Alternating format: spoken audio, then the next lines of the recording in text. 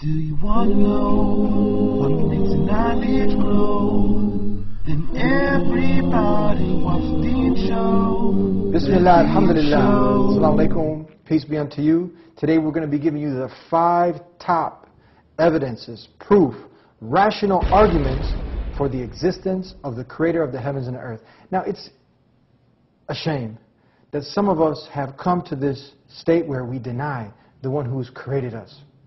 But we can understand. Some of you might come from a background where there's some weird ideas about the one who created us. So you're intelligent enough to say, no, this is not God. But you went a little bit too far and you said, there is no God at all. So today, for that small minority that's out there, because the vast majority of the world testify that there is a creator. But we're on the same page on one thing. We say that there's no God. You said the same thing. But we say, except the one true God. So hopefully, God willing, after this show, you'll come aboard. But you got to be humble-hearted, open-minded, and let this truth sink in. So we're going to help clear up the fog.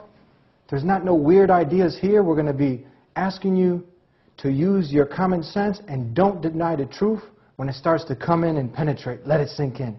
We'll be right back here on The Deen Show. Allah, there's only one God and Muhammad is his messenger. Allah, la ilaha illallah. Allah, there's only one God and Jesus was his messenger. Allah, la ilaha illallah. I don't know why I did that. Maybe it's just to break the ice. Assalamu alaikum. Wa alaikum salam wa barakatuh. Peace be with you, my brother. Peace be with you too. How are you, Dr. Sabil? Alhamdulillah. Good to see you and good to be here again. It's been a while since we've teamed up and had you on the show. Alhamdulillah. How have you been? Alhamdulillah. Good to be back. Good to see everyone. Assalamu alaikum wa rahmatullah everyone. So tell us, you're a doctor, you're a medical doctor, but you're also, the doctor is the doctor of the body, you're also a doctor of the soul. Trying to convey the truth out there to the whole of humanity. Tell us a little bit about, you work with Gain Peace? Yes, I'm the director of Gain Peace, which is a peace organization. And the purpose of this is to provide education about Islam to those humanity out there who want to know what is Islam, who are Muslims.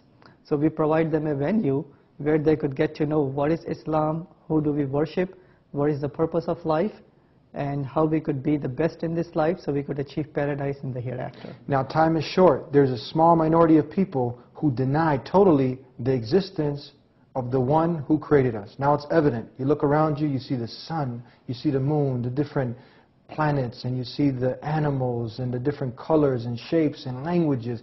This is something so unique, but it's bizarre that people would go to those lengths to deny the one who created us. But as I said earlier, we can understand that there are some man-made religions out there, some man-made ways that kind of created some confusion. So they've been intelligent enough to say, no, this can't be the correct way, but they close it off altogether. So we want to hope that they, after this show, will see the rationale and logic behind these arguments and Islam. So let's start off. We're going to go in chronological order. We're going to start from number 5. We're going to give the 5 top arguments for the existence of the creator of the heavens and earth. Let's start with number 5. Take it away. All right. So I have 5 top arguments, inshallah, which we are going to present. So number 5 would be argument from biology, inshallah. Biology. Okay. Biology. Okay. So Brother Eddie, suppose if you go to beach today after the show, yes, right, just to relax. Once you go to the beach, you will find some water waves coming up on the shore, and you will see some patterns, some markings on the beach that is created by water waves, could be by wind, could be by rain. When you look at that pattern, you would automatically say, this is created by nature. Because nature creates those kind of patterns. Suppose if you go to the beach tomorrow, and if you find some writings on the beach that says that Andrew was here, suppose, and he was here on the 22nd of April, and he had a good time with his family. when you look at that information, that writing, would you assume that that is coming from water, wind, rain? Or would you assume that there is some intelligent person who made those markings? Now, if you're actually seeing those markings Yes. embedded, Yeah. I mean, this common sense would tell you, you know, that couldn't just happen by chance. Yeah, it cannot be by chance because there is information. Yeah. So information could only be created by intelligence. So nature, it creates patterns, and intelligence creates information. Now, here comes the very big point. Within each single cell of our body, and there are 50 trillion cells. 50 trillion cells. Yeah, 50 trillion cells in the body of each single human being. Within each single cell, there is a nucleus in which there are genes that are instructions of how a cell should function, how the body should function, all the organs, how they should function. So they are like the blueprint, the instruction manual within each cell in the nucleus. So if you take these instructions and write them in the form of a book, for example, you will have to fill up 900 books, 500 pages thick, each book. Wow. That's how much information is there within each single cell. In each cell. Each cell. The whole library. There's more than a library. I mean, just... Yeah, 900 books, 500 pages long, each Yeah. book. So that is information. That is not some pattern. That is not something by wind, rain, hail, and all of those things. And as we have mentioned, if you see some markings, it has to be intelligence. If you see some information, it has to be intelligence. So within each cell is information. Where did that information came from? If it's not by nature, it has to be intelligence. And that intelligence, we Muslims say, is the Creator Himself.